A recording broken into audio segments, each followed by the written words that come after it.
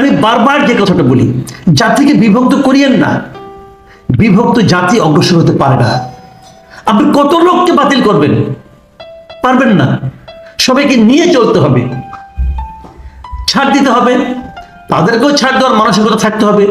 আর অপরাধীকে আমি গ্রহণ করতে বলি না, আবারও বলি অপরাধীকে গ্রহণ করেন না। অপরাধীর জন্য শাস্তি প্রাপ্য, শাস্তি হওয়ার পর দেখা যাবে কি করা যায়। মাহফুজ আলমের অনেক সমালোচনা আমি করেছি।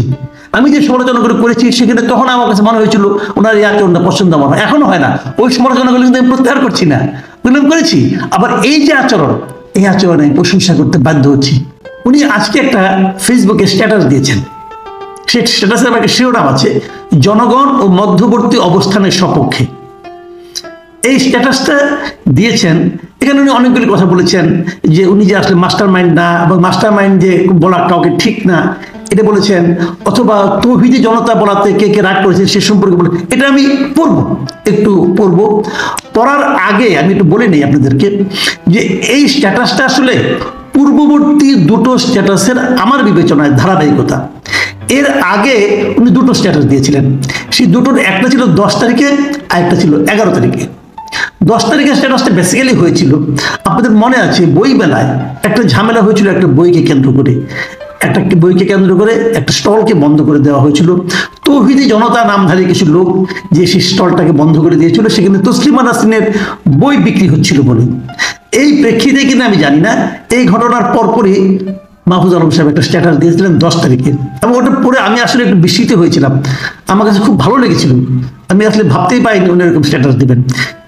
উনি লিখেছিলেন, আমি আপনাদেরকে পড়ে শোনাই, এই স্ট্যাটাসটা আমি পুরোটাই পড়বো আপনাদের কাছে। উনি লিখেছিলেন, অভ্যুত্থানের পক্ষে হলে মব করা বন্ধ করেন, আর যদি মব করেন তাইলে আপনাদেরও ডেভিল হিসেবে ট্রিট করা হবে।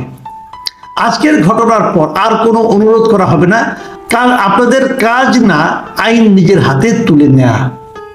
একদম স্পষ্ট কথা কিন্তু, যে আপনি যদি অভ্যুত্থানের পক্ষের লোক হন তাহলে এই মব এটা করতে যাবেন না, এটা করতে বন্ধ করতে বলছেন উনি। তারপর আর কি লিখেছেন কথিত আন্দোলন আর মবের মহড়া আমরা এখন থেকে শক্ত হাতে মোকাবেলা করব। রাষ্ট্রকে অকার্যকর এবং ব্যর্থ প্রমাণের চেষ্টা করা হলে এক বিন্দু ছাড় দেওয়া হবে না। এই লিখেছেন, আরো দুটো প্যারা আছে, ওটা না পড়লে চলবে, এখানে মূল বক্তব্যটা রয়ে গেছে।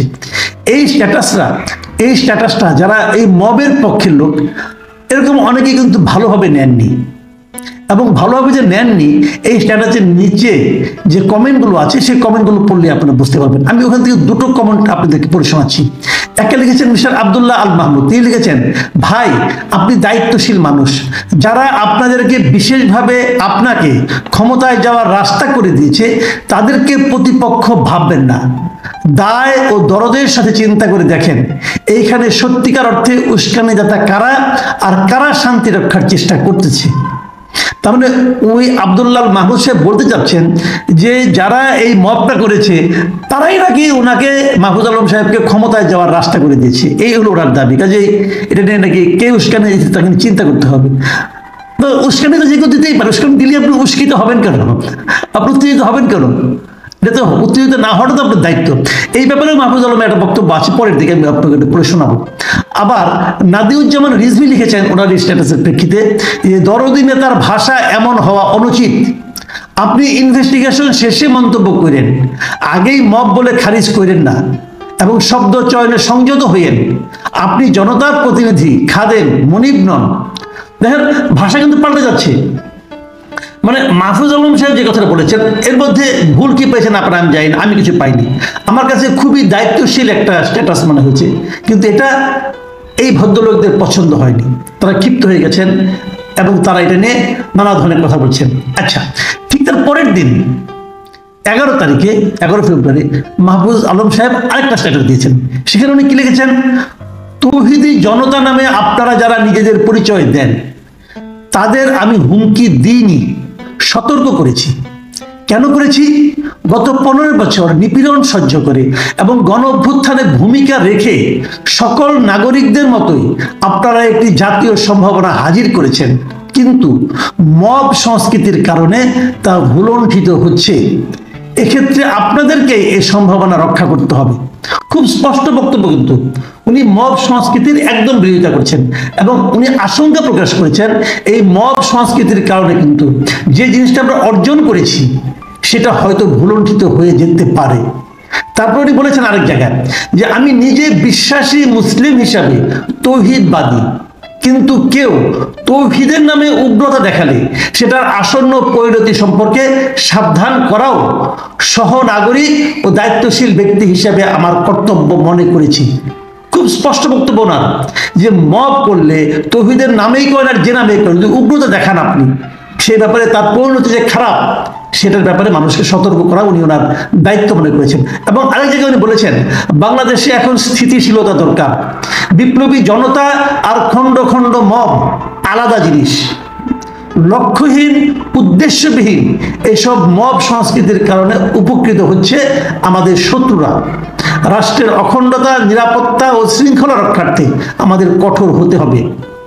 এই কঠোরতা হুঁশিয়ারি অপরাধীদের জন্য, যারা তৌহিদের কথা বলে নিপীড়ন করছে, নৈরাজ্য করছে। সিম্পল একদম, যারা তৌহিদের কথা বলে নিপীড়ন করছে, নৈরাজ্য করছে, তাদের জন্য উনি এই কঠোরতা দেখিয়েছেন। এবং উনি শেষে আরেকটা কথা বলছেন পুনশ্চ দিয়ে, এই 11 তারিখের স্ট্যাটাসে উনি বলেছেন ব্যক্তি আক্রমণ, খুব গুরুত্বপূর্ণ, মন দিয়ে শুনেন আপনারা, ব্যক্তি আক্রমণ, ব্যক্তিগত বিশ্বাস নিয়ে আক্রমণ বা সন্দেহ তৈরি, পরিবারের সদস্যদের হুমকি বা বেইজ্জতি ইত্যাদি কাজগুলো নবীজির অনুসারী হিসাবে সবার পরিত্যাগ করা উচিত। চলুন বিভাজন আর ঘৃণা বাদ দিয়ে রাষ্ট্রকে সবার করে গড়ে তুলি।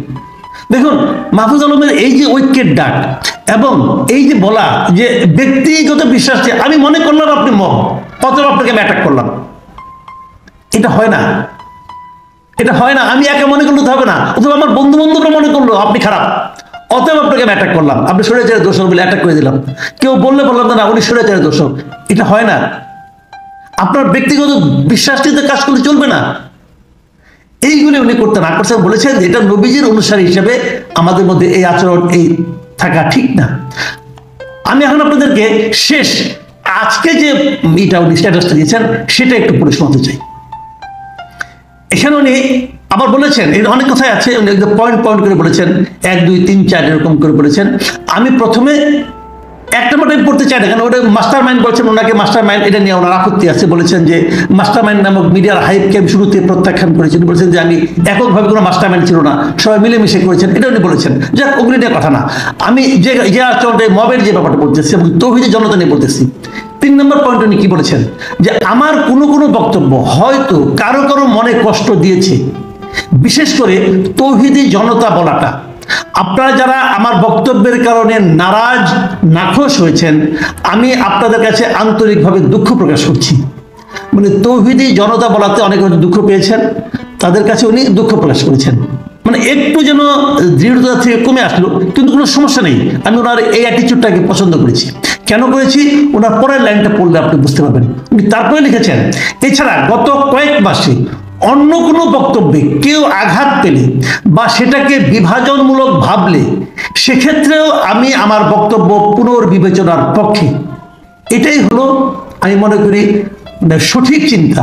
উনি বলেছেন গত কয়েক মাসে আমি অনেক বক্তব্য দিয়েছি, সেটা যদি কারো মনে দুঃখ দিয়ে থাকে এবং সেটাকে যদি কেউ বিভাজনমূলক ভাবেন যে এটাতে যার মাধ্যমে জাতিকে বিভাজিত করা হচ্ছে, তাহলে উনি সেটাকে পুনর্বিবেচনা করার পক্ষে, মানে আবার নতুন করে চিন্তা করতে চান।